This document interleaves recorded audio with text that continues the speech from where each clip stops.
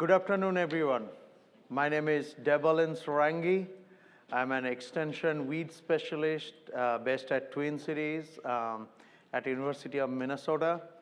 And I'm pretty new because I started in 2020, then I was locked up in the basement for 1 year due to the COVID, and then I'm out now.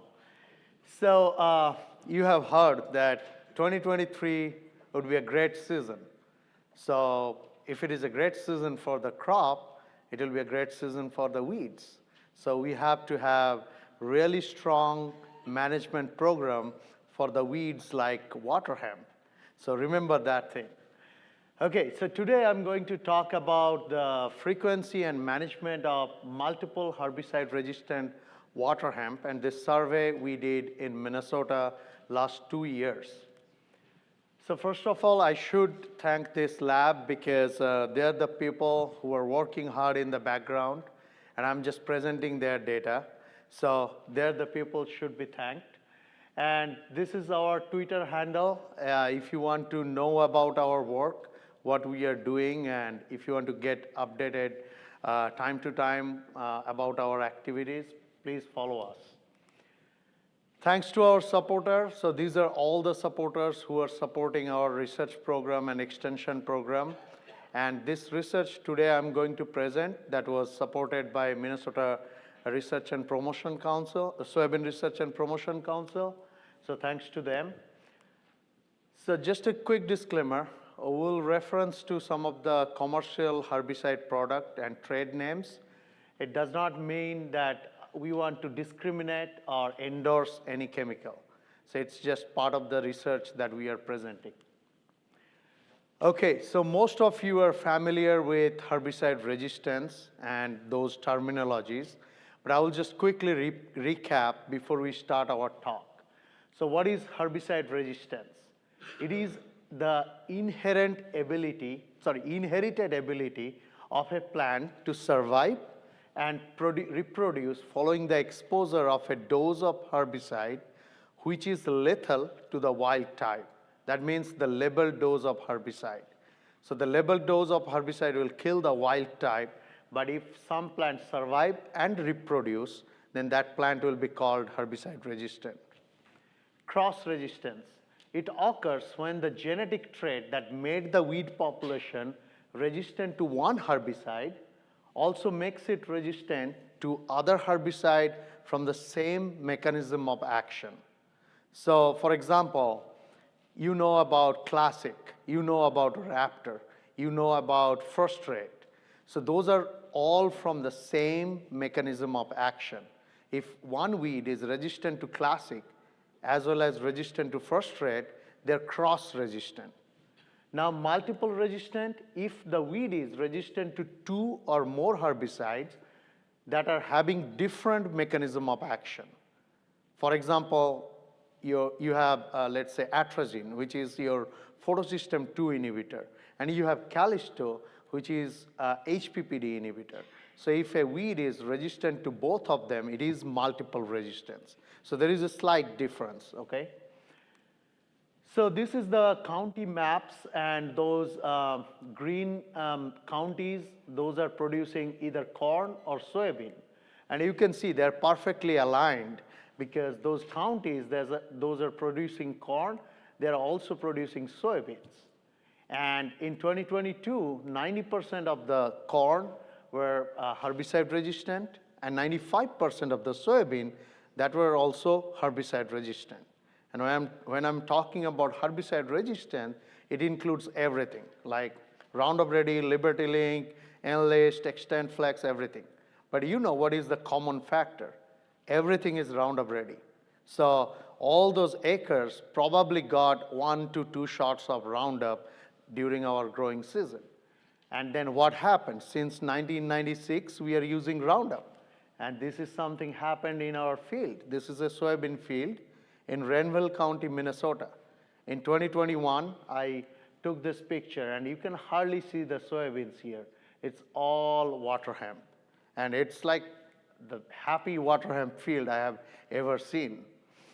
So today I'm going to talk about water hemp and resistance.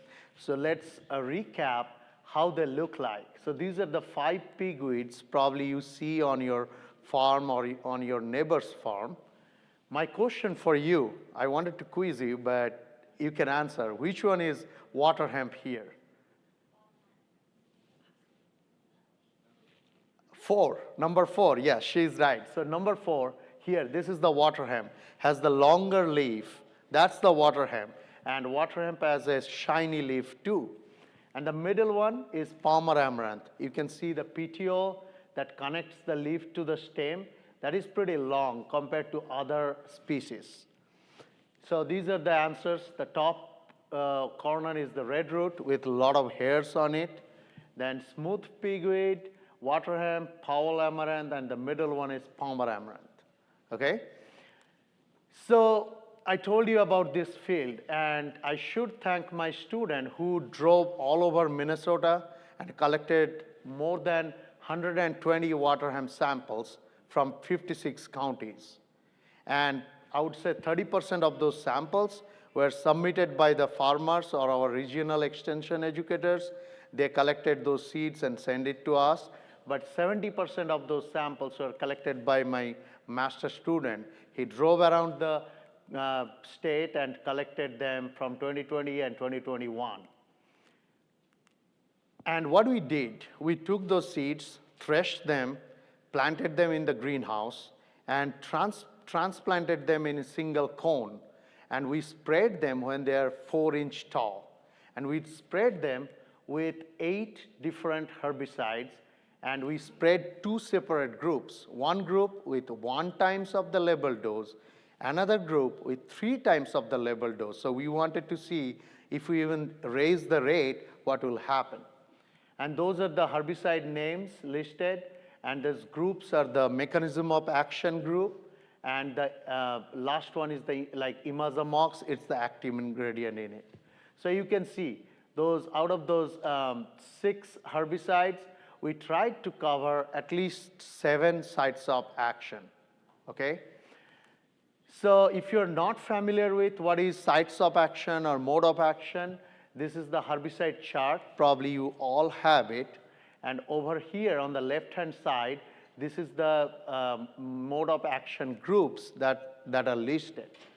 And just to let you know, here in the Zoom format, this is the ACCase inhibitor, or group number 1, and that includes all the grass killer you know of, like fusilate, select max, post, everything there.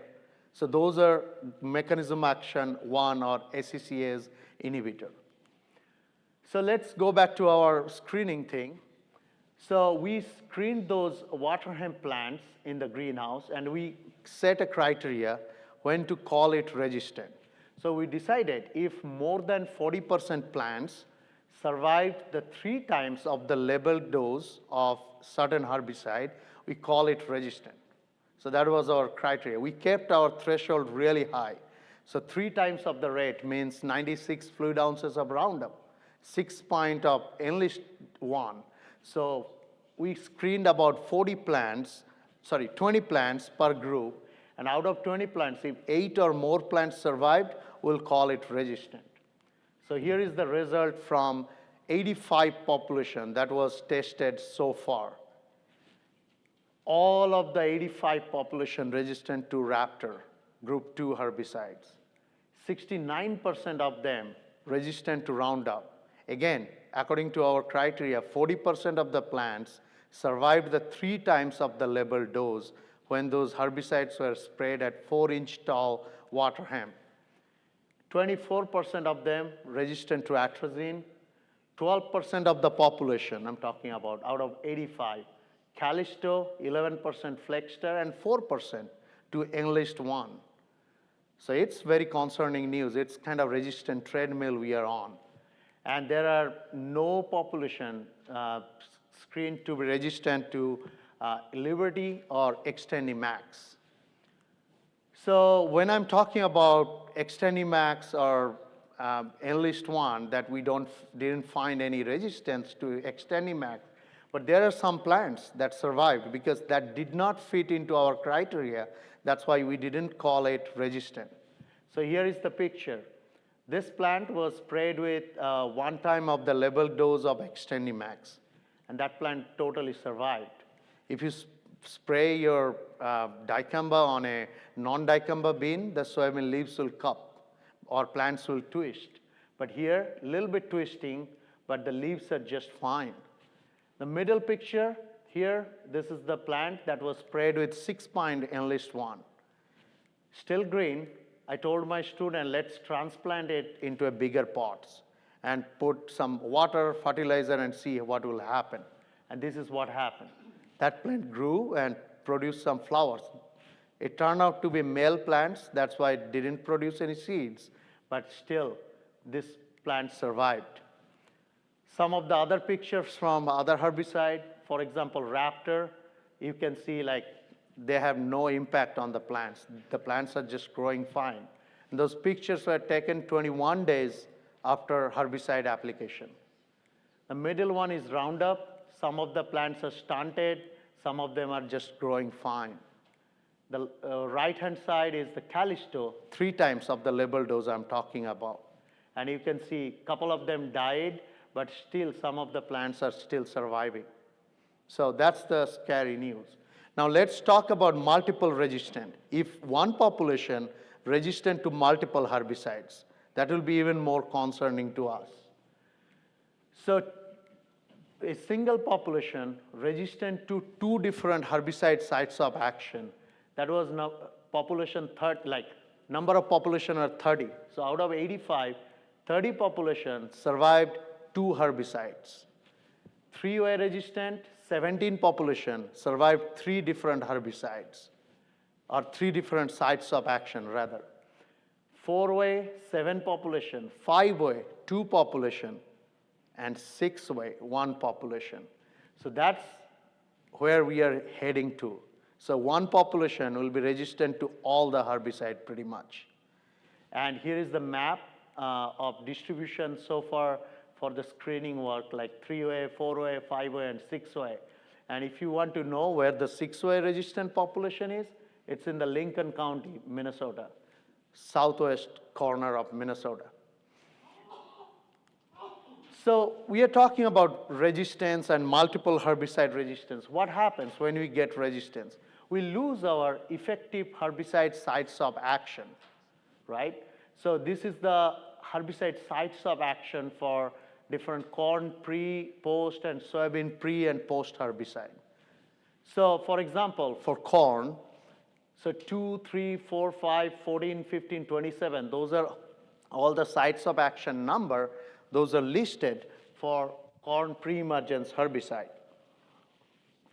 Now, think about you have the multiple herbicide resistant, 6-way resistant water hemp population. Hope you don't, but I'm just saying, assume you have it in next 10 years or 5 years. How it will look like. So basically you will end up with 2 pre-emergence choices. Group 3, which is your prowl herbicide, and group 15, which is your like acetochlor type herbicide, like Dual 2 or Warrant or Outlook type herbicide. And corn post-emergence, only post-emergence here is Liberty, if you grow Liberty-linked corn, group 10, and group 19 is your status type herbicide. For soybean, those are some of the groups that don't control water hemp. For example, group 13, group 1, group 6, they don't have any impact on water hemp. So those are already out. Now if you have that 6-way resistant water hemp, again you end up with group 3 and group 15 for pre, and only group 10, which is Liberty, for post-emergence. So we are losing the battle here. We are losing all the herbicide options after having multiple herbicide resistant water hemp. And just to let you know, group 15 resistant water hemp is already confirmed in Illinois. So it's on the way. Anytime soon we'll hear about it. So we have to really think about it, what's going on.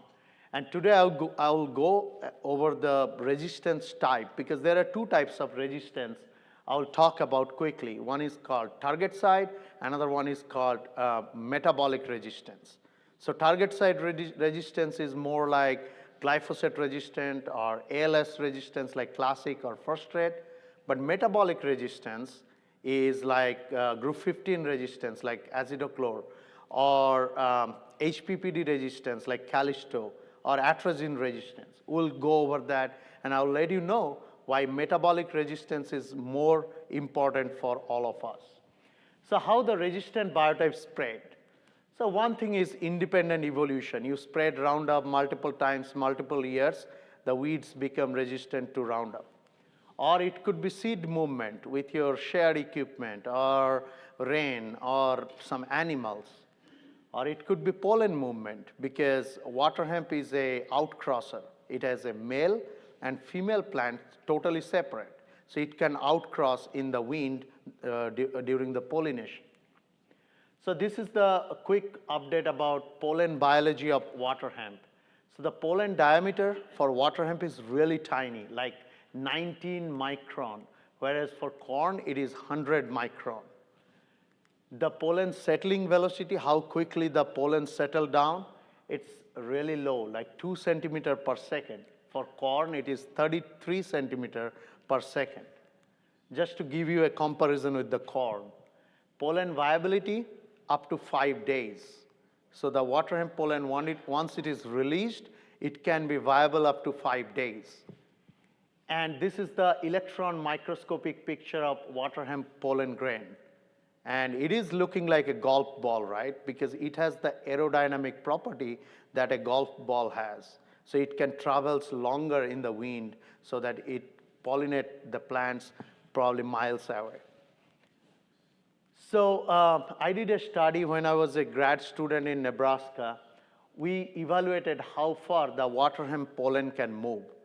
But surprisingly, 50% of all the pollination occurred within 10 feet of the release. Like if we have a patch of water hemp, if it releases pollen, within 10 feet, it will complete 50% of its pollination. But rest of the 50% pollen will move farther. So 90% of the pollination occurred within 300 feet. So 300 feet, 90% pollination. Still we have 10% pollen remain that can travel even further, depending on the wind and wind speed and gust. So I told you we'll talk about the types of herbicide resistance today. So there are two types of resistance. Target site resistance, those are pretty common, like Roundup resistance, ALS resistant, and metabolic resistance. And I will tell you why metabolic resistance is really important thing to consider for the future. So here, this is a diagram of a plant enzyme. Just think about a plant enzyme. So that enzyme do some physiological activity inside the plant, and plant produce amino acid or fatty acid, and it survives. But certain herbicide, for example, Roundup, just go there and bind to that site and stops that enzyme to work. And that plant will starve out of the amino acid or fatty acid, and it will die. But here, in the resistant plant, plants just mutate that enzyme. So the herbicide will not fit to that enzyme. So plants will continue to do its physiological work, and it will survive. So that's how the target site resistance works. And management of target site resistance is easy. So you know you have ALS resistant water hemp in your field. You just mix it with another herbicide, or you will rotate that ALS herbicide with something else. So you rotate that group 2 with group 9 or group 10 or something, and you just like mixing and rotating. And that's the best approach to mitigate target site resistance.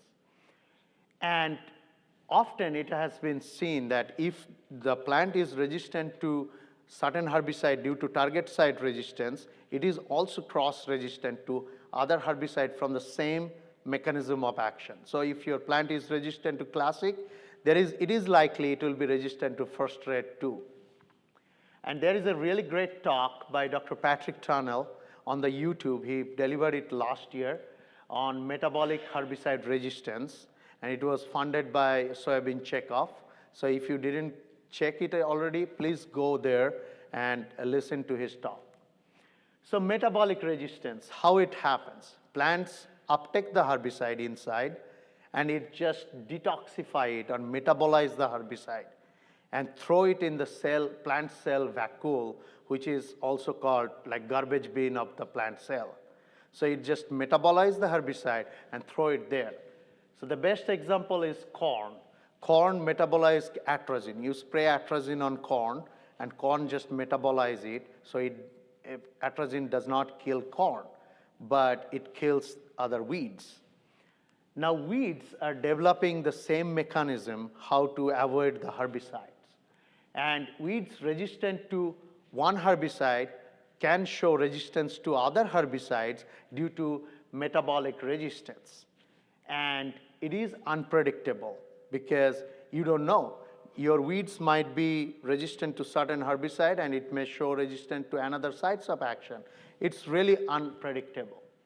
And sometimes due to metabolic resistance, the weed population show resistant to yet to discover herbicide. So my industry colleagues, they told they had to shelve a lot of herbicide recently due to palmer amaranth and water hemp because those herbicides are not on the market. Those weeds are never exposed to those herbicides, but it is showing resistance to those herbicides due to the metabolism.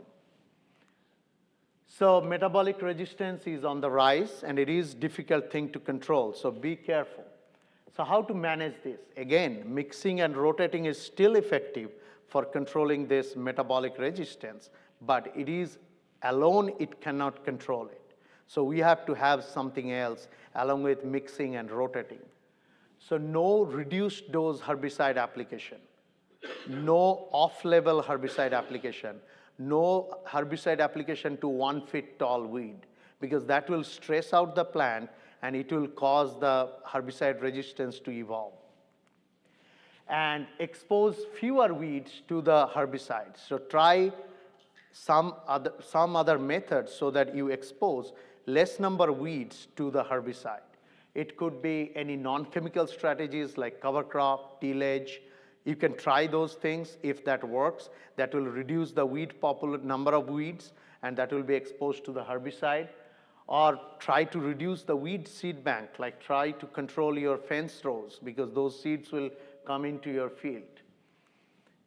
And I will quote Dr. Patrick Tunnell again from University of Illinois. Continued stacking of different herbicide metabolism genes in weeds could be the beginning of the end of the chemical era of weed control. So be careful about that. This metabolic resistance is a monster, and it's coming to us. So this is my last slide before I finish my talk. So there are 12 BMPs that were outlined for herbicide resistance management. And I'll quickly go through them. Number one, understand the weed biology. We should know when they emerge, when they grow, and those are the weed biology, how long the seeds are viable in the seed bank. We should know about them. Number two, use a diversified approach. Rotate your crops. Use some other tools so that you can control them. Number three, plant into a weed-free fields as much as possible, and then keep the fields weed-free throughout the season. Number four, plant weed-free crop seeds, like buy certified seeds. And number five, scout the fields routinely. After spraying herbicide, yeah, it's not a good idea to go to Hawaii for vacation for a month, because you should scout the field to find out what are the weed patches that were escaped the herbicide. Number six, use multiple herbicide mode of action. I already talked about that. Apply labeled dose herbicide at recommended weed size. Labeled dose and recommended weed size. Number eight, use some cultural practices, like maybe narrowing your rows, or maybe using some small grains that will suppress the weeds, or having alfalfa that may suppress water hemp for a couple years. Number nine, use mechanical tools like tillage, like inter-row cultivation. I know we don't do that much, but still some kind of mechanical tools. Number 10, prevent field-to-field or within field transport of the seeds. Number 11, manage the weed seed at harvest. So you may think, okay, those are later flash of water hemp, they are not harming my yield. Yeah, that's true. But they are producing maybe 5,000 seeds per plant, and those will go to ground, and next year there will be new water hemp coming up. And number 12, prevent an influx of weeds from the field border. So control the weeds in the field border. So those are all 12 different BMPs. And please remember, if you can follow a couple of them, you are on track and you are way ahead of the game. So with that, I will finish my talk here, and maybe we'll take one or two questions. Yeah, we do have time for one or two questions. Thank you. Go Sir. ahead. Years ago, we used to cultivate our corn, check corn, and we had no weeds in the field. We used to cultivate soybeans, we had no weeds besides mustard, we used coal mustard. Since we use chemicals, the more chemicals we use, the more chemicals we have to use. Years ago, I had a knowledgeable fellow tell me that herbicides are cloned to reproduce seeds. Well, I'm seeing it sure looks that way. How true is that statement? Okay, so the question is, previously we used to do a lot of tillage, and we used to get very minimum weed or no weed. But now we are using more herbicide, but year after year, we have to use more herbicide.